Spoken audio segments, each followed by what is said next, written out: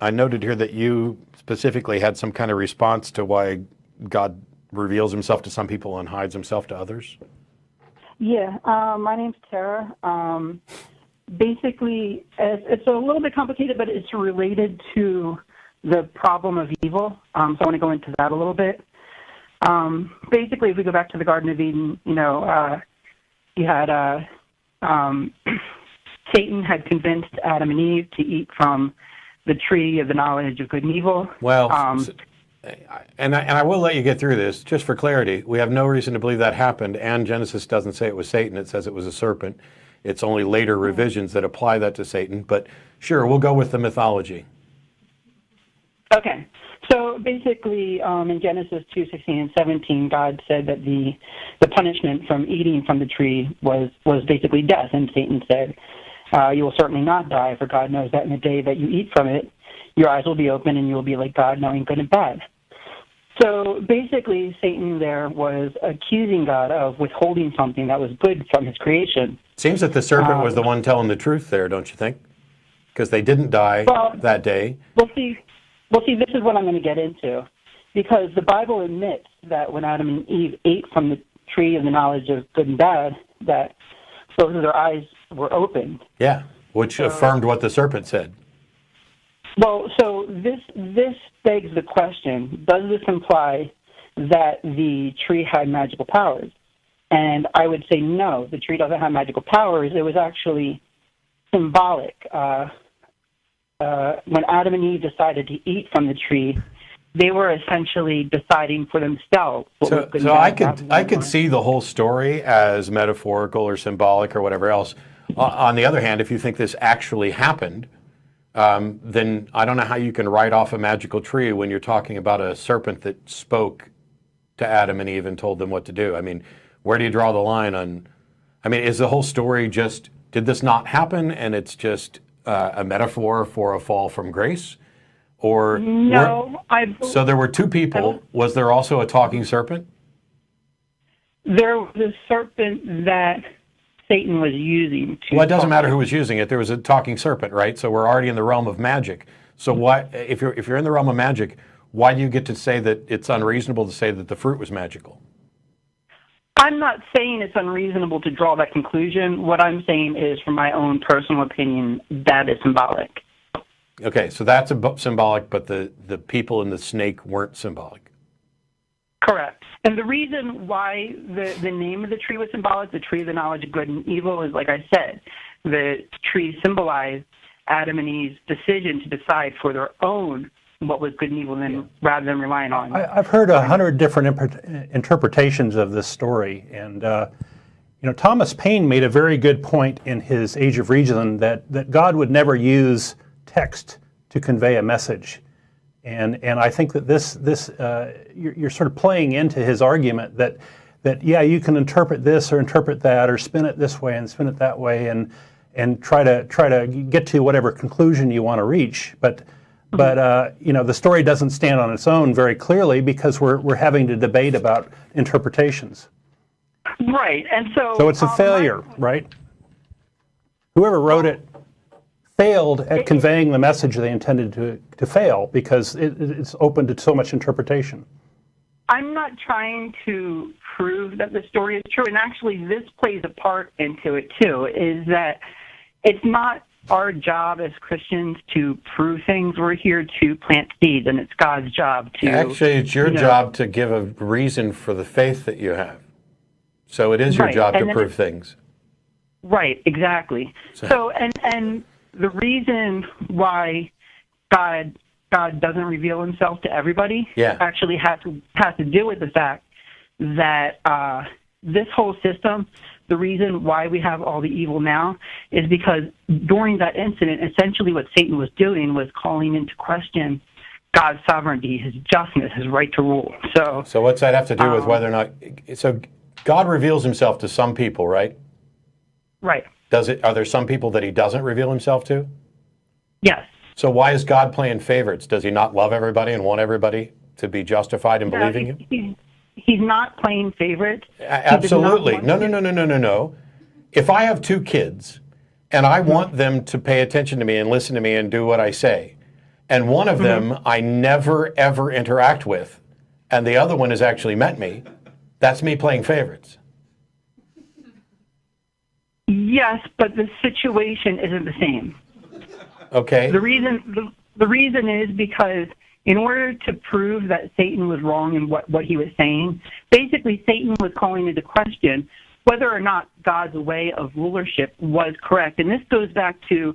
I still don't see what that has to... Okay, I still don't see what that has to do with why... Let's say I'm God, and Satan dares to call into question whether or not my way of ruling was correct.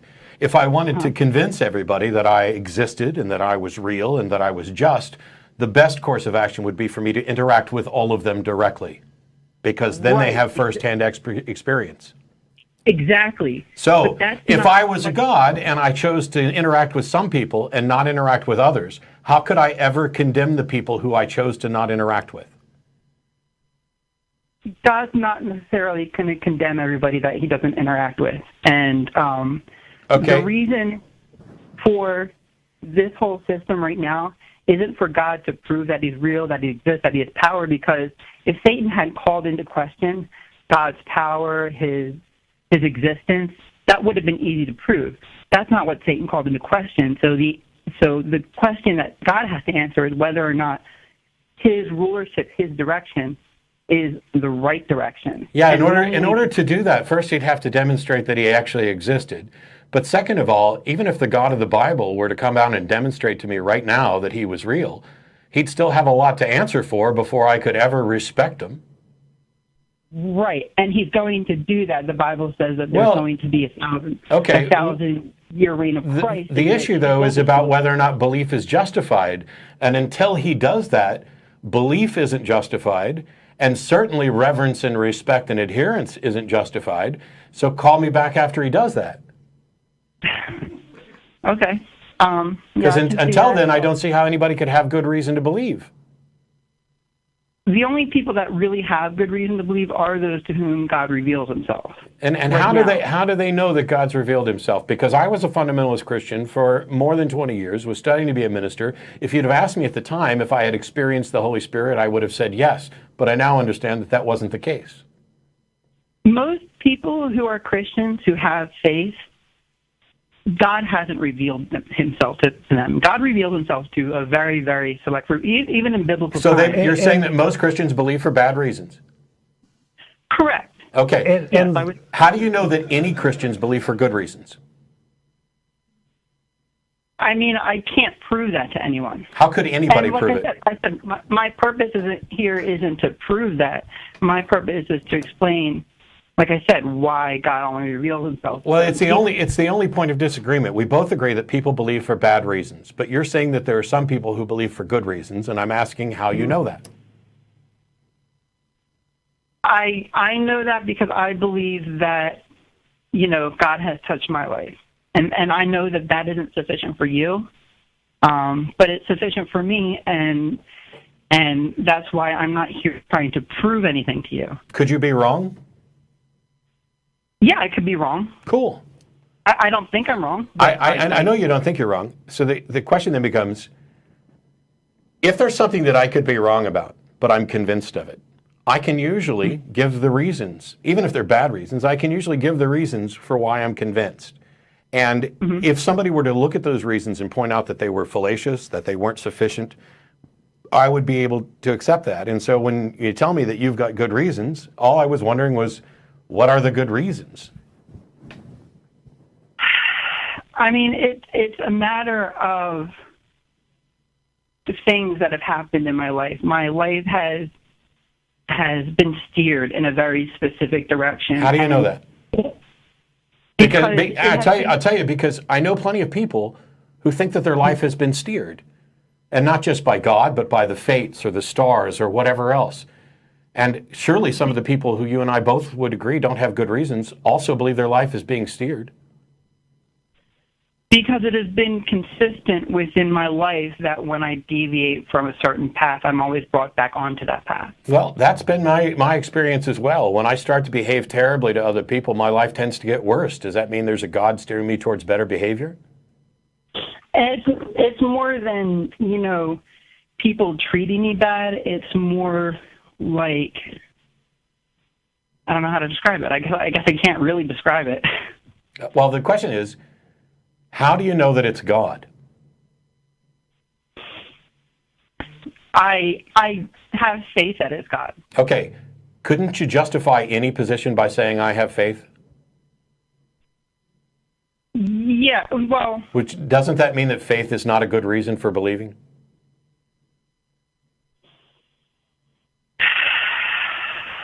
I don't think so. I think...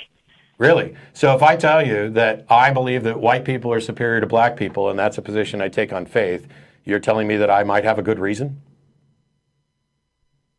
No. Okay, so faith is not necessarily a good reason? Not necessarily. It can be a good reason. How can it be a good reason if faith can be used to justify a good position, a correct position, and an incorrect position equally? How do you tell the difference? So let's say, for example, instead I said that I believe that white people are superior to black people because I rolled the dice and I rolled a 6. Would we agree that that's a bad and unreliable pathway to a true position? Yeah. Yeah. So faith is identical to that. You don't get to say that faith can be a good thing any more than you can say that rolling a 6 can be a good thing, a pathway to truth. You have to show that it's a reliable pathway to truth. Well, faith is more than rolling the dice. Faith is also, when applied correctly, it's based on, your experiences in life. So it's strange that you say applied correctly. I don't know how you would apply faith correctly. And from the Christian worldview, faith isn't even something you use. It's something that's given to you by God. It's not like it's a methodology. And how does it change the reliability of faith?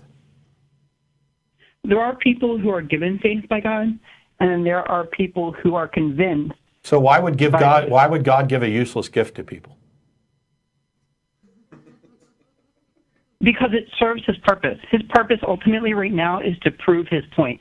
His point being that his way of rulership is the correct way of rulership. I don't see him attempting to prove any point. How do you know that God's trying to prove a point? The way he's attempting to prove it is the only way to prove that God's way is the correct way is by comparing it to all other ways of rulership without God. So that's what this whole system is about. That's ridiculous. I don't have to allow every sort of rulership to be able to know which one is better than others.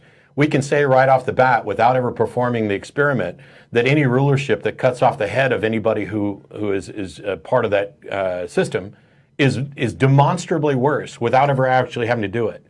We can think about things and evaluate the consequences and extrapolate from knowns to unknowns. It's bizarre for you to claim that the all-knowing, all-powerful creator of everything has only one way of demonstrating that he's right, and that's to let everything fuck up everywhere around so that he can come out winning. Well, you and I can justify that, and I can see where you're coming from with that, and I agree with that. Yeah, why is your God stupider than I am? That's not true. He's not true. That's not true. But so he understands the basics of epistemology, and he understands what should be convincing, and he understands what's right or wrong, but he can't reveal himself and explain it to people in a way that would bring understanding to people. If I created a simulation game and my simulations don't understand me, am I not a miserable failure?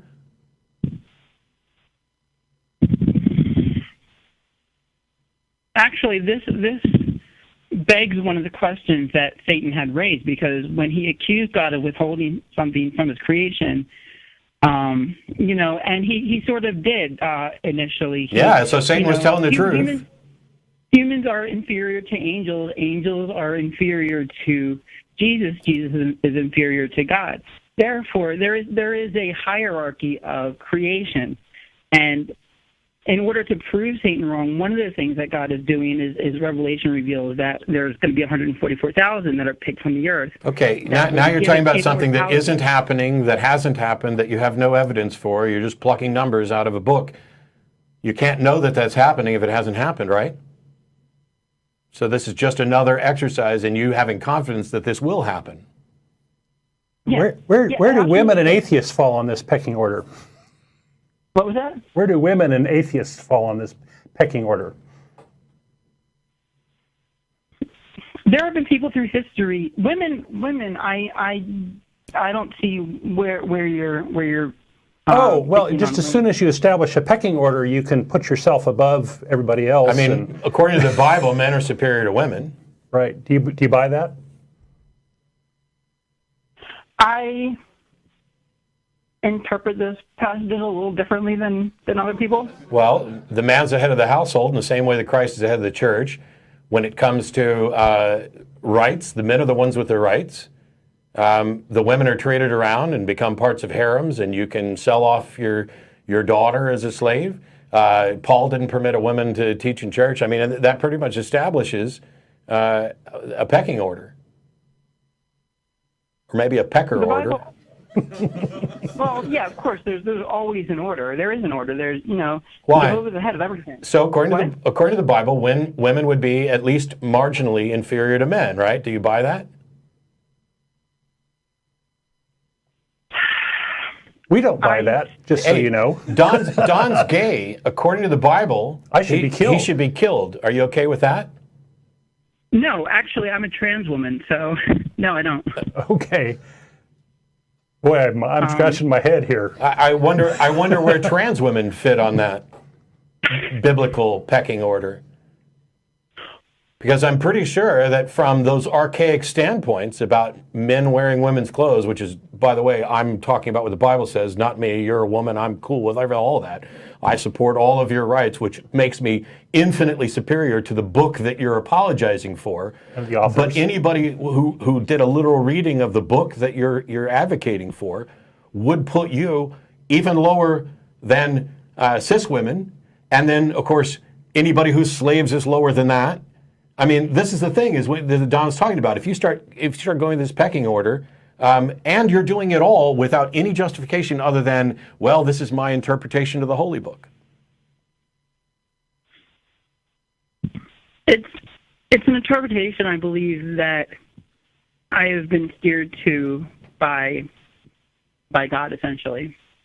Okay. I don't see how anybody. Yeah, I mean, I'm glad that. No, actually, I'm not glad. I really don't know what to say because you think that you've been steered a certain direction by God, and this is something that you can't demonstrate, and I don't even know how you came to that conclusion. And that it's it was not even God to your steering advantage. you. How did you determine that it's not you steering you? I guess I can't really say that I have proof for that. I mean, that's where my faith comes in, and like I said at the beginning, I admit to, a certain amount of faith, and yeah, that might be irrational, but for me, it's all about caring whether or not my beliefs are likely to be true. And so I can't believe something unless there's not good reasons. And as soon as I recognize that faith isn't a good reason, then I can no longer use faith to prop up what I believe. I actually have to come up with good reasons. And when it comes to Christianity, when it comes to the Bible, when it comes to Islam, when it comes to any of the religions, not only do I not have any good reason to believe they're true, I'm not even convinced if they were true, they would be good things because they advocate for so many terrible things within the holy books. And we know that religiosity doesn't make anyone a better person. And I'd much rather deal with the world here and now and how we interact and get along and how we're going to make sure that people get equal rights and that people are treated fairly under the law, and that no religion, even if it were actually correct about some supernatural realm or what happens in an afterlife, should ever get preferential treatment over any other or irreligion. Yeah, I don't advocate for, interfering with government and all that. In fact, I stay away from government because I don't believe that my beliefs should be dictated. So I separate myself from politics completely because of that. And I don't believe in pushing my religion on other people, trying to force other people into my religion. But it is my purpose still to, spread the good news. That's part of, what I feel I've been commissioned to do. And that's, cool. all about spreading the word, and it's not about proving anything. Proof is with God. I can't do that. Well, I mean, you can give the reasons. You can follow 1 Peter 3:15 and give the justifications. Whether or not you're successful at proving it's different. But really quickly, because I'm going to move on to some other callers, what is it that you think is the good news, as briefly as you can? The kingdom of God. You know, it's all about proving, you know, Satan was a liar when he called into question God's sovereignty, his right to rulership. So God's answer to that ultimately is going to be his kingdom, and that's where proof is going to be available to everybody. So you can't talk about, so the good news is that you're convinced that something better will happen some other time because Satan, who told the truth in the myth, was actually lying. Yeah, I believe that good news is right around the corner. I know you don't accept natural, and you were just talking about this, natural occurrences like earthquakes and stuff. But there's a storm brewing, you know, with Trump and everything. I believe that everything is starting to come to a head, and things are going to shift drastically in the near future. Okay.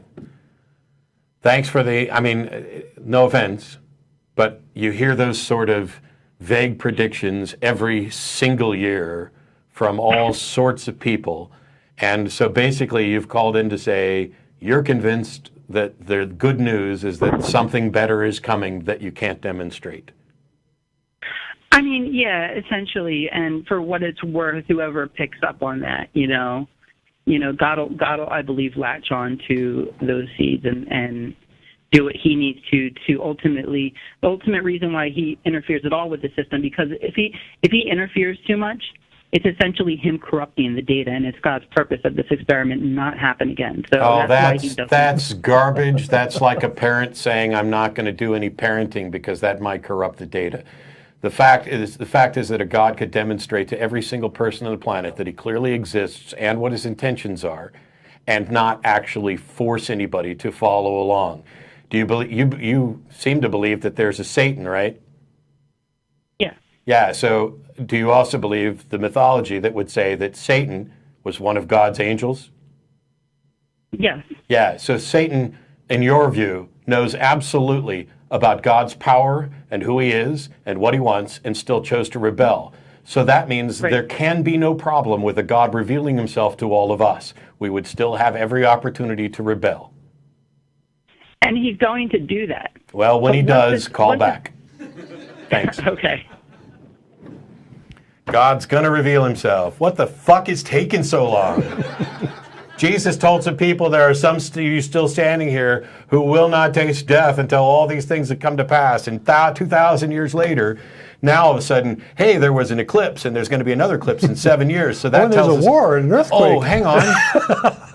I talked about this a couple of weeks ago. There's a family member because the eclipse happened in North America, and that's relevant to her, and then she finds out there's another one coming in North America in 7 years. That's the 7 years that the Bible talked about, except that there's also a full solar eclipse in 2019 and 2020. They just don't happen to cross Missouri. And there were 100 of them in the last century. There's going to be 100 of them in the next century. And oh my gosh, yes, we had one of the worst hurricanes ever, and things are getting worse. But I think the odds are more likely that it has something to do with climate change than end times, considering you can go on government websites and find out the frequency of earthquakes and the frequency of hurricanes and their magnitude, and find out that, yes, while some things are happening that are worse, shit's been bad for as long as we've been keeping track of it. It's a bunch of cherry picking to say, oh, look how bad everything is, but it's going to get better. Mm-hmm. And then God will reveal himself. Well, until he does, our position is the only rationally justified one, that we are not warranted to believe there's a God. If you say that later on God will reveal himself, cool. When that happens, we will then be justified in believing it.